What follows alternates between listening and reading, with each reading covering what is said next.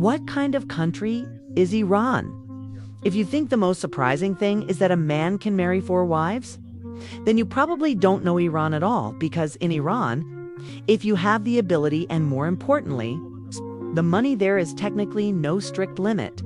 There exists a system called temporary marriage, and this system changes everything. Unlike in many other Islamic societies, you don't need permission from a first wife. You don't need to prove fairness between partners. And here's where it becomes even more unusual. You can define the duration of the marriage. It can last for years, or just a few minutes. Yes, minutes, when the time is up.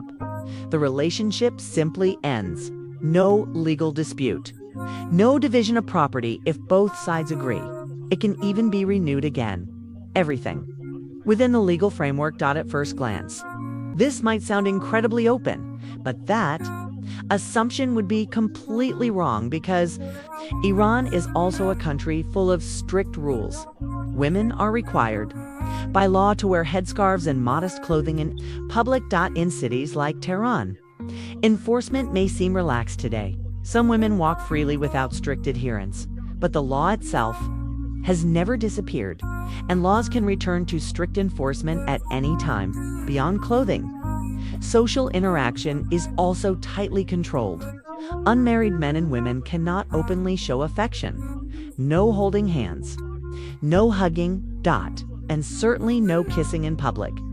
If you want privacy, you go home or you hide, because if you are caught violating these norms, the consequences can be severe.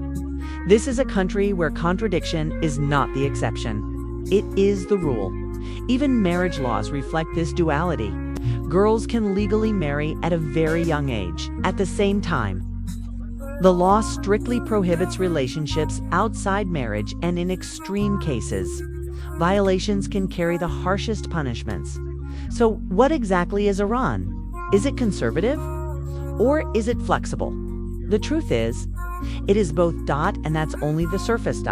Because when you look deeper, the contradictions become even more extreme. You might say Iran is poor, but it holds some of the largest oil reserves in the world, a country rich in natural resources, once considered one of the strongest powers in its region. Its capital, Tehran, was once even called the Paris of the East. But then again, more than half of its population has struggled with economic pressure. Infrastructure problems still exist. Power shortages are not uncommon. So, is it rich? Or is it struggling again? Both. You might say Iran is technologically behind, but at the same time, its missile systems are among the most advanced in the region. It has developed a domestic industrial base capable of producing everything from small mechanical parts to complex military equipment. In a region where many countries depend heavily on imports, this level of self-sufficiency is rare. So, is it advanced or behind? The answer doesn't fit into a simple category. And perhaps the most confusing contradiction of all is its political system. On one side, religious authority holds ultimate power.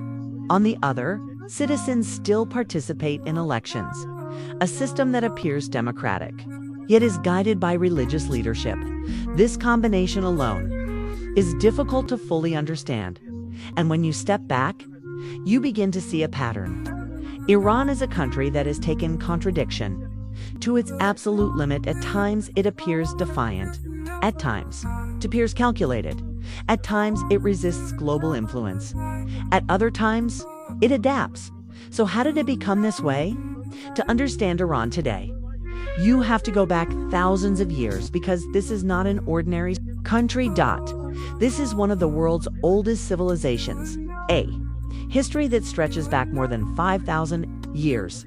A land that once stood alongside ancient giant civilizations like ancient China, ancient India, and Babylon.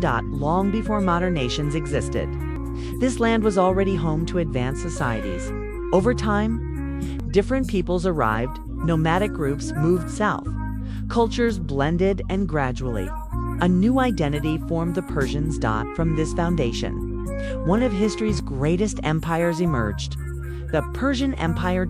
At its peak, It stretched across continents, from the Indus Valley to Egypt, from Central Asia to the Mediterranean. Al was one of the first true superpowers in human history.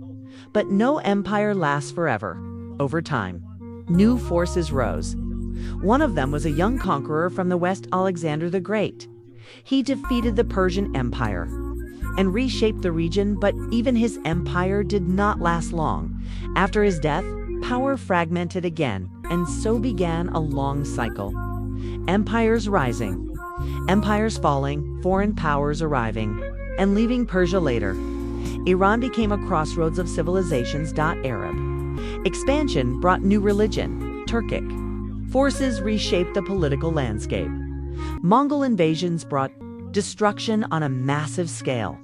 Entire cities were wiped out. Populations collapsed. Economies shattered. For long periods, survival itself was uncertain. And yet, the identity remained. Iran did not disappear, it adapted. It endured. Centuries later, new dynasties emerged, new systems formed. Religion became deeply embedded into governance, and this connection between faith and state became one of the defining features of Iran. Fast forward to the modern era. Global powers began competing for influence. Iran's location made it strategically critical. To the north, Russia; to the south, access to vital trade routes. And then, oil was discovered. What should have been a blessing became a source of external pressure. Foreign powers competed for control. Economic influence turned into political influence, and gradually, internal tensions grew. Modernization efforts attempted to transform the country. Industry expanded. Cities grew. New rights were introduced, but rapid change created imbalance. Traditional values clashed with modern ideas. Economic inequality increased. Religious authority felt threatened, and pressure began to build. Then came a turning point. A revolution, a complete transformation of the political system. Iran became an Islamic republic. Religion returned to the center of power. Western influence was reduced. And the country took a very different path from many others. But that path came with challenges. International tensions increased. Economics sanctions followed. Conflict in the region intensified. War broke out with neighboring countries. Losses were enormous. Resources were strained. And yet, Iran continued to adapt, cut off from global systems. It began building its own, developing domestic industries, strengthening military capabilities, forming regional alliances. Over time, it created a unique position. Not fully isolated, not fully integrated, but something in between. And that brings us back to the present. A country that is both strict and flexible, both rich and struggling, both traditional and modern. A country that cannot be understood with simple labels. Iran is not just a place, it is a story of survival, of contradiction, of identity. A nation shaped by thousands of years of history and still evolving today. So now let me ask you, do you think Iran's contradictions are a weakness? Or are they actually the reason it has survived for so long? Let me know your thoughts in the comments below. And if you found this video interesting, don't forget to like, subscribe, and turn on notifications so you never miss the next story.